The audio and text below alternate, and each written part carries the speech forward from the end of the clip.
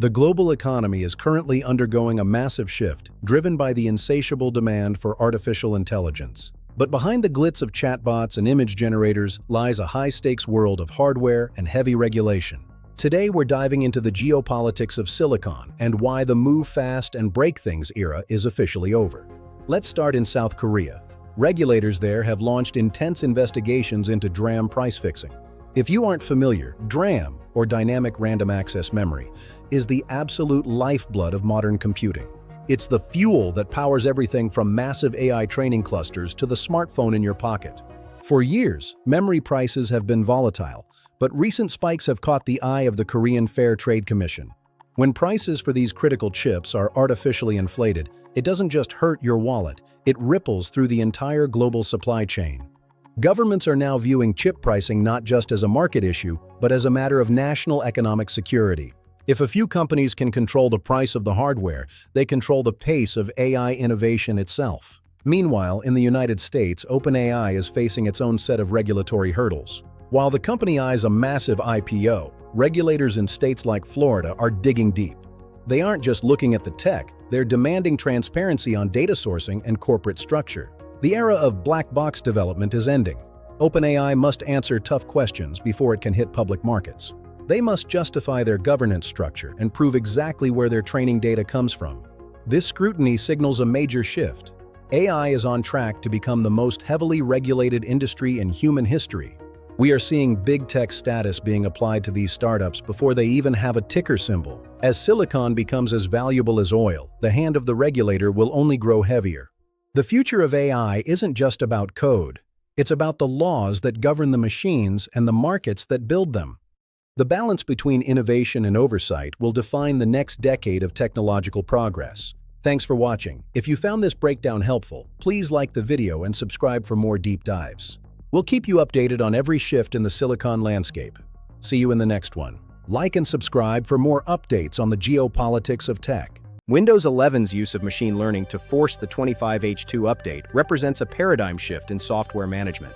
It represents a fundamental shift in how we own and operate the software that runs our daily lives. Traditionally, an OS update was a choice, a manual decision made by the system administrator or the user.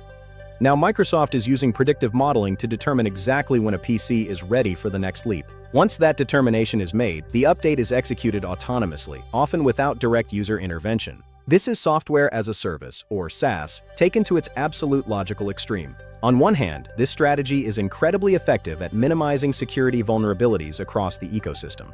It ensures a uniform user base, making it easier to support and protect millions of devices at once. However, this creates a major friction point regarding what we call digital sovereignty. Users are no longer the admins of their own machines in the traditional sense. Instead, we are becoming tenants in a managed environment, governed by invisible algorithms. These algorithms prioritize system health and compatibility over individual user preference. It is a trade-off. We sacrifice control for the sake of a more stable and secure computing experience. But at what point does system stability override our right to choose how we use our tools? The power of predictive modeling means the system knows your hardware better than you do. It analyzes telemetry to decide if your specific configuration can handle the new features. Once the ML gives the green light, the gears of the autonomous update process begin to turn. This represents a future where software is no longer a static product, but a living entity. In this world, digital sovereignty is managed by the provider, not the individual. The cloud determines the state of your local machine, blurring the lines of ownership. In an era of constant cyber threats, some argue this autonomous governance is a necessity. A single unpatched machine can be a weak link in the global digital chain. But we must ask ourselves, what is the cost of this safety in terms of our autonomy? When your tool decides it knows better than you, the relationship with technology changes. This trend isn't limited to Windows, it's the blueprint for the next decade of computing. From cars to thermostats, autonomous management is becoming the standard. Windows 11 is simply the most visible battleground for this shift in governance. Our digital identities are now tied to environments we no longer fully control. As ML continues to take the wheel, the definition of an administrator may disappear forever. The future of software is autonomous. The question is, are we ready to be led? We've all felt that moment. The reliable gadget you've used for years suddenly feels like a relic of a bygone era. But what we are witnessing now isn't just natural aging. It is a calculated industry-wide transition. Amazon's decision to sunset older Kindles and Microsoft's MAI push are two sides of the same coin: ecosystem pruning. By cutting off legacy hardware, Amazon is streamlining its digital store to support only the most capable devices. The goal is to support newer, AI-enhanced content formats and tracking systems that older chips simply cannot process. This isn't just about selling new hardware, it's about removing the technical debt of supporting the past. Then there is Microsoft's rollout of MAI model as infrastructure. Microsoft is rebuilding the operating system from the ground up to be fundamentally AI native. For users, this means that old tech isn't just slow, it's becoming functionally incompatible. It's becoming incompatible with the very way modern software communicates and learns. We are entering an era of aggressive migration, where staying on older platforms is no longer a viable option. For the average consumer, the choice is being taken away. You either upgrade or you are left behind. The AI transition demands more than just software. It demands hardware that can think in real time. But at what cost?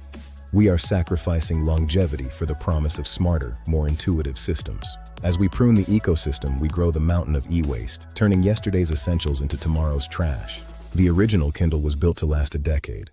The new AI-native tech? It's built for the next model year. This is the new reality of the tech industry, a cycle of constant AI-driven replacement. Microsoft sees MAI as the backbone of every interaction, from your desktop to the cloud. If your hardware doesn't have the neural processing power, the door to that infrastructure remains closed. Forced obsolescence used to be a conspiracy theory. Now, it's a documented business strategy. These new AI formats allow for tracking and personalization that were impossible on legacy devices. By pruning the old, Amazon optimizes its store for a frictionless, AI-guided purchasing experience. We must ask ourselves, are we comfortable with our tools having an expiration date set by a corporation? There was a time when technology was an investment that grew with you. Now it's a subscription to the present. The AI transition is building a wall, and older hardware is on the wrong side of it. The transition is inevitable. The question is how we manage the loss of what came before. Innovation moves fast, but it often leaves a trail of functional waste in its wake. Prepare for the era of aggressive migration. Your old tech may still work, but it no longer belongs. Forced obsolescence is the hidden tax of the AI revolution, and we are all paying it. The future is AI native. Is your hardware ready? The era of the cheap smartphone is dying. Have you noticed the price surge? Budget devices like those from Motorola are seeing a massive 50% price hike. This isn't just inflation, it's a massive shift in consumer economics. Historically, the budget segment relied on mature, inexpensive components, but those days are over. Today, AI is the standard. From photo processing to battery management, it's integrated into every feature. Even entry-level phones now require high-end neural processing units, or NPUs, to keep up with modern software. This is the AI tax, and it is effectively killing the sub-$200 smartphone. Manufacturers are stuck in a pincer movement. They must include AI to remain competitive, but the cost of the silicon is sky-high. This creates a serious risk of digital exclusion. Low-income users are being priced out of the modern app ecosystem. Modern apps increasingly require AI-ready hardware to function. Without it, these phones become obsolete before they're even sold. As AI becomes mandatory, the definition of budget is being rewritten. The cheap phone as we knew it is gone.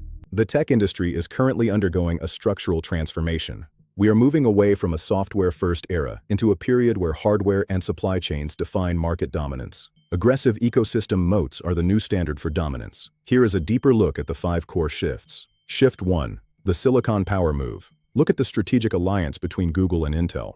Google secures a stable pipeline for its data centers, while Intel gains a massive, guaranteed client for foundry services. Simultaneously, Snap's push into AI glasses with Qualcomm highlights a shift in the form factor of technology. By moving AI off the phone and into wearable frames, these companies are betting the next decade will be defined by AR.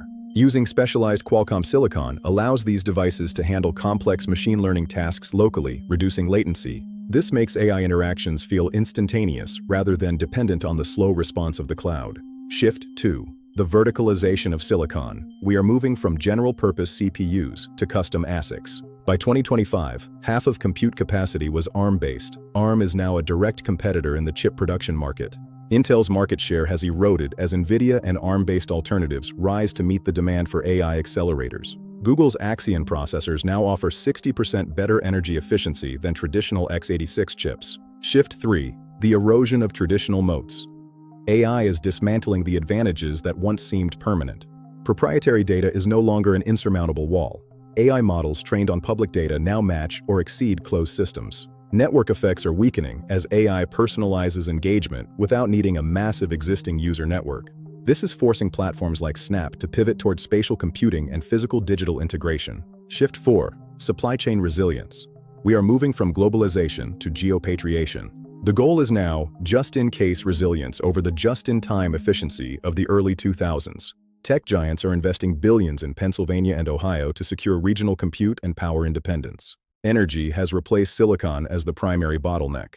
Power supply is now a core strategic component of the tech chain. Finally, Shift 5. AI native lifecycle management. This is redefining how the modern enterprise operates. We're seeing the rise of lifecycle as a service and human-centric automation throughout the industry. Augmented reality is speeding up manufacturing training, while edge computing moves AI directly to the factory floor. The new moat is no longer just an app, it is a vertically integrated system of energy, silicon, and infrastructure. As we move deeper into this decade, the winners will be those who control the physical foundation of the digital world.